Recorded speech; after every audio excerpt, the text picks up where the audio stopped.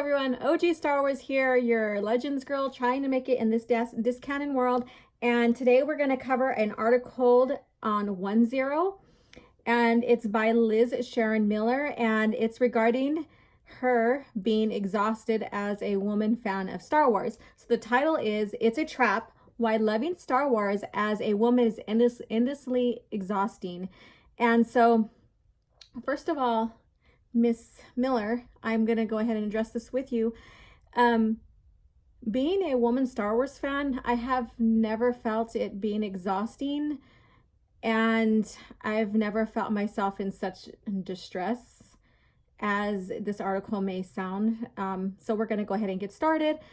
And basically she covers this: all you want ever for Star Wars is for it to be good, which I agree. It is. That's all you want.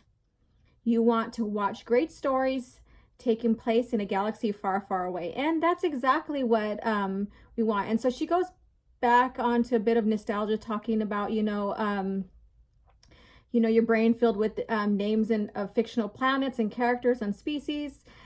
And when you look for Wilbur Hood in Empire Strike Back, you took motherfucking class on George Lucas. Lady, language, please. And in college, for which you read Joseph Campbell, yes, the hero's journey, which the whole story was based upon, when we see Luke go from this evaporated farmer to the Jedi Knight that we see him in Return of the Jedi. And great way of evolving a character is through Joseph Campbell's hero's journey. That was brilliant. And so she goes on with, just studying George Lucas and comparing, between American Graffiti and A New Hope and, all that. And then she goes into basically nearly crying when she walked around in Galaxy's Edge. And I can't just help but think, okay, so is she crying because there's hardly any Star Wars in that, or what? I don't know. But she also says that she was shedding tears while she was running through the Millennium Falcon there as well. And that's the Millennium Falcon. That's the Falcon. It's gonna be that. It's an iconic ship. Because Star Wars is a vast media service, you have your gaps. Well, honey, there was really no gaps in Star Wars, basically.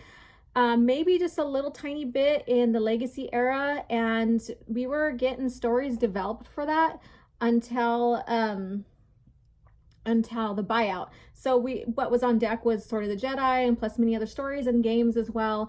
And so those areas were being covered until the buyout.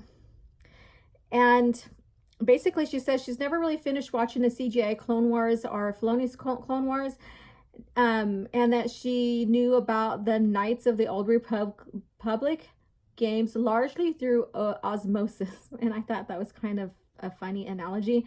Osmosis just came about. Ooh. All right. And sometimes put too few C's in Sarlacc pits. So she's writing about Sarlacc pits all the time. Okay. All right. And then she has this little thought bubble here or whatever. Fortunately, there's Google, but sweetie, there is also Wikipedia, which will tell you that there's a lot more Star Wars than what you are getting. And then she goes on to say, however, one thing you have been keenly aware of from the earliest days on this planet is that Star Wars universe does not contain that many girls. And this is where I, as a woman, know that this is false. And as a Star Wars fan, as general, let's just not just start talking just generally about gender in this specific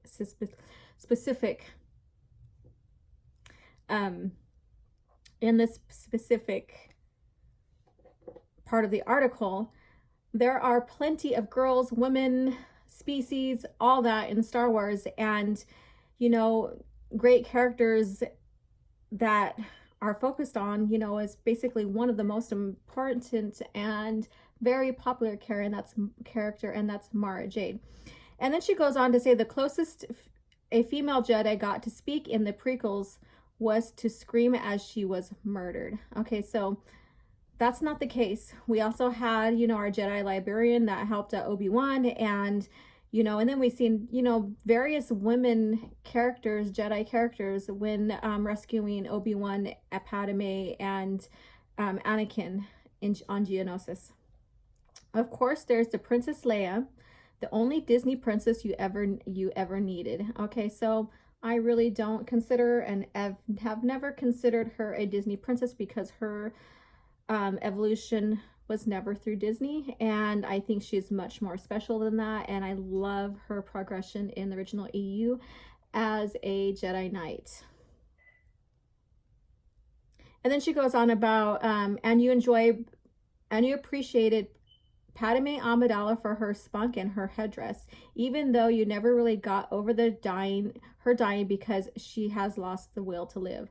And she forgets to kind of know, being that she is pro-woman and want women in everything and anything and more than men, she's never really put Padme into her proper title, either Senate or Queen. And so I don't know if that's just her lack of awareness or what, but she was a very, very crucial, pivotal character, and even Shmi Skywalker, because without Shmi, we would not have Anakin. All right. And she did a lot of talking in that too. So we had two women that did a lot of talking in the prequel trilogies, especially episode 1.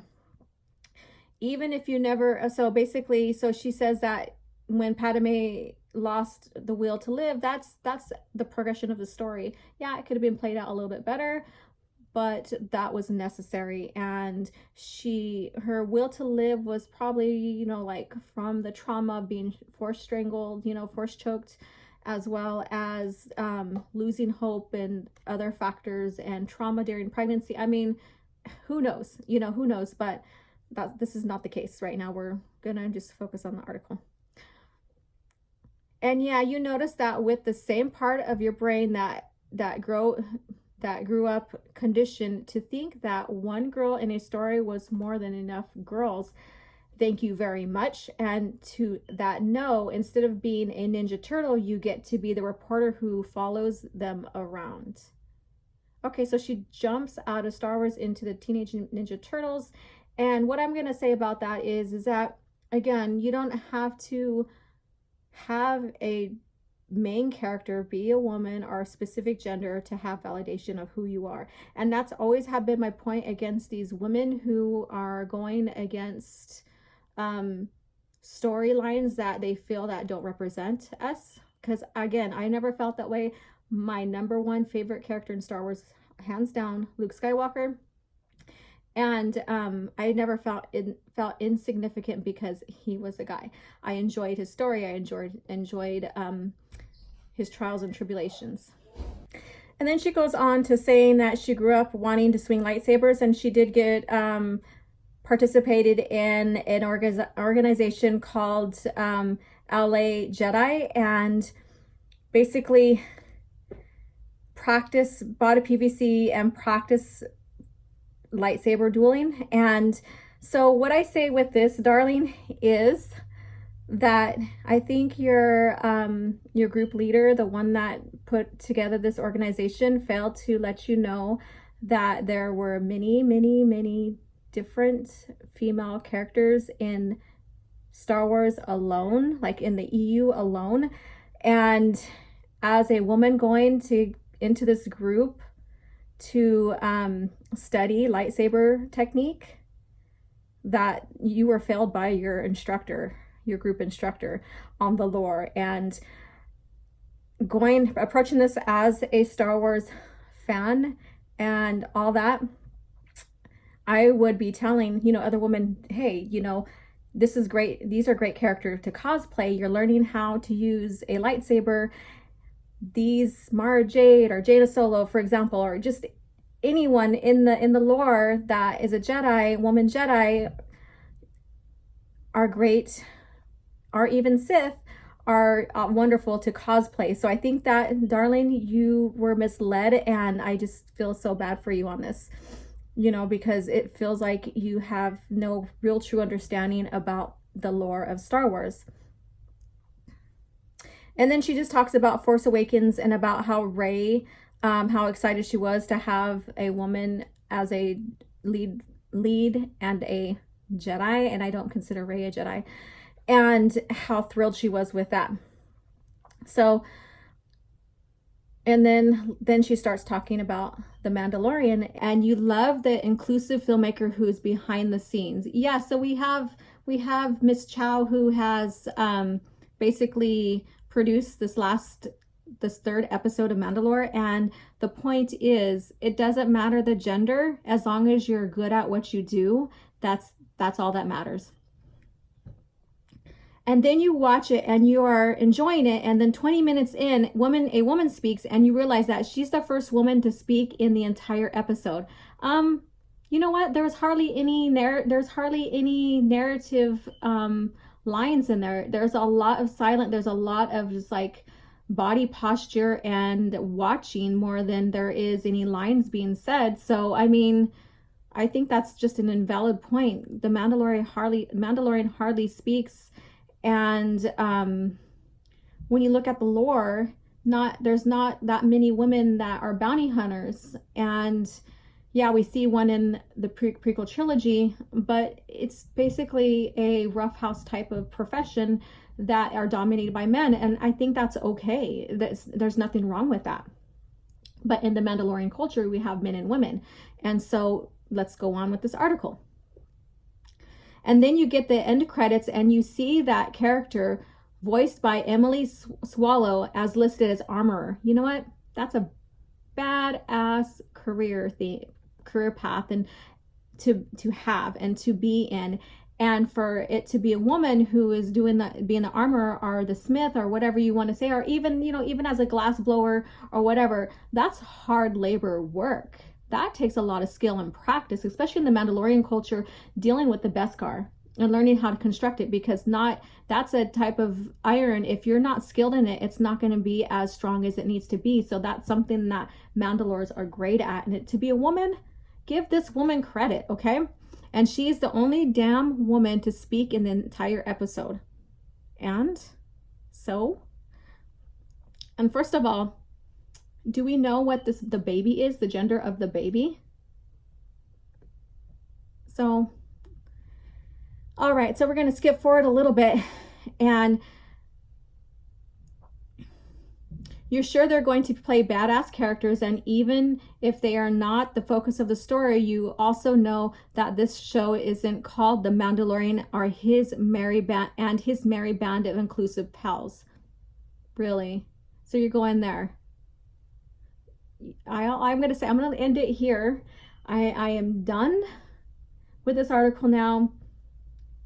If you, again, and I've probably said this a million times in this video, if you have to keep track of gender or race to have a better experience with any type of movie, novel, lore, franchise, or whatever, I think you just need to step away.